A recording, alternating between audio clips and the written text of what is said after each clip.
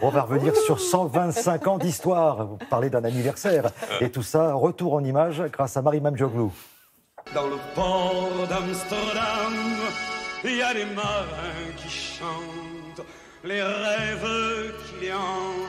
Oui, au large d'Amsterdam. Ça a été Jacques Brel à l'Olympia, ça a été un des moments les plus forts que l'Olympia ait pu vivre et connaître. Ceux qui étaient là. Edith Piaf était pas mal aussi. Pas mal. Ouais. Vous avez retrouvé, grâce à Lina, notre partenaire, des images incroyables. Très belles images, difficiles de choisir aussi comme d'habitude, mais vous allez voir, c'est assez étonnant. Et 125 ans quand même, alors tout le monde dit mais non, c'est 50 ans, mais non, pas du tout. En fait, ça a vraiment commencé en 1893. Et vous saviez, à l'époque, tout Paris voulait absolument aller à l'inauguration de l'Olympia. Et les journalistes, le lendemain, avaient été dithyrambiques en disant que c'était splendide, la salle était magnifique, c'était un lieu magique. Et c'est vraiment devenu le lieu incontournable de Paris. Et ça a vraiment très très bien marché pendant des années. Il y a les plus grands noms qui sont passés par là.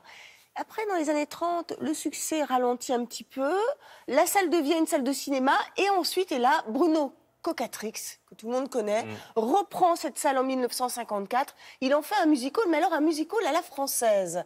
Et il invente vraiment ce concept, c'est-à-dire qu'il va mélanger les genres. Il va mélanger des célébrités, des gens très très connus, et des artistes débutants. Donc il fera des premières parties, c'est ça? Oui, et c'est un spectacle. Il va en faire un spectacle. C'est du musical à la française, et ça a vraiment cartonné. Le succès a été absolument immédiat. Donc vous allez voir des stars françaises, des stars qui aujourd'hui donc qui ont été des stars, qui sont décédés, qui sont encore là, qui ont été débutants à l'époque, qui ont vraiment marqué, évidemment, cet endroit. Il y a Gilbert Bécaud, Piaf, Johnny Hallyday, bien sûr, et tant d'autres. Regardez.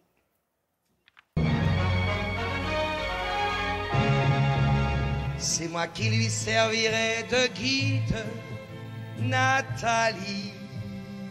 Alors, le chef d'orchestre, l'impresario, le compositeur, le producteur, reste le directeur.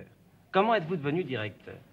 Eh bien, en vérité, la vérité est celle-ci, c'est que je n'avais plus envie d'être producteur chez les autres. Voilà. J'avais envie d'être producteur chez moi. Je pensais qu'un musical ayant beaucoup de place et par conséquent dans lequel on pouvait pratiquer des prix populaires pouvait correspondre à un besoin à Paris.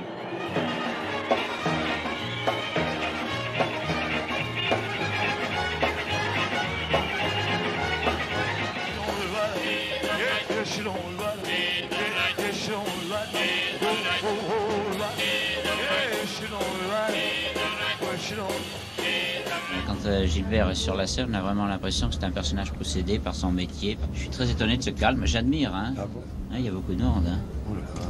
Ah, Clouseau. C'est Romy Schneider? Romy, oui. Oui. Gilbert a fait partie de mon premier programme. Oui. Je dois dire qu'il a été tout le temps là. Et quand j'ai réouvert l'Olympia à nouveau, après toutes les transformations, il était encore là. À l'Olympia, hier soir, la première de Mireille Mathieu, et dans les coulisses et dans la loge de la Demoiselle d'Avignon, une équipe de 24 heures sur la une. Il me blesse, puis me laisse face à face avec mon cœur. Ça, vous n'avez pas le trac trop, hein. Vous êtes si. Je veux bien vous sourire à vous et aux téléspectateurs, mais c'est le trac. Si vous touchez mon cœur, il bat comme ça. Et d'abord, avant toute chose, je voudrais dire quelque chose. Il a toujours un petit mot pour vous encourager. Il est près de sa vedette. Et même quand on est malade, quand on est fatigué, même pour lui, même si on était crevé, on irait tout de même. Non, rien de rien. Non, je ne regrette rien. Et je crois que tu as commencé dans un concours un peu comme le jeu de la chance. Oui, exactement comme ça. À l'époque, il y avait des auditions pour des jeunes. Ça se passait à l'Olympia. Ces jours-là, il y avait deux messieurs qui ont eu beaucoup d'importance dans ma vie, dans ma carrière. Et un s'appelle Eddie Barclay et l'autre, monsieur Lucien Maurice. Je chantais une chanson qui était un grand succès à l'époque. Elle s'appelait « Étrangère au paradis ». Prends ma main, car je suis étrangère ici, perdue dans le pays bleu, étrangère au paradis.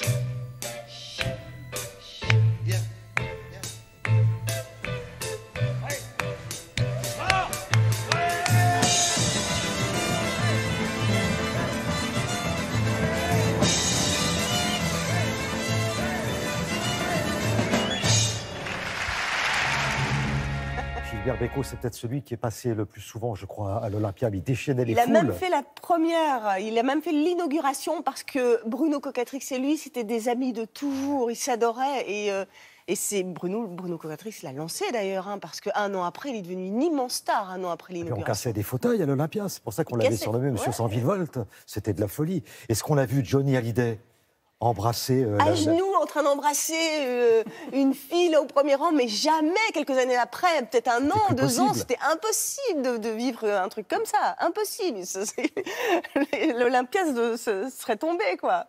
Ce qui était intéressant, c'était la proximité de Bruno Cocatrix. C'est ça, c'est que Bruno Cocatrix, on l'a vu d'ailleurs avec Edith Piaf, elle le dit à un moment donné, c'était un être absolument adorable qui aimait ses artistes, et ses artistes lui rendaient bien parce qu'il l'adorait aussi. Et c'est vrai qu'il a découvert tellement de stars, tellement de gens. Et il avait ce truc-là en plus, il les mettait vraiment en évidence et il les portait, il les tirait vers le haut. Donc voilà, aujourd'hui, évidemment, l'Olympia n'appartient plus au Cocatrix, hein, ça a été revendu malheureusement, mais c'est classé patrimoine culturel.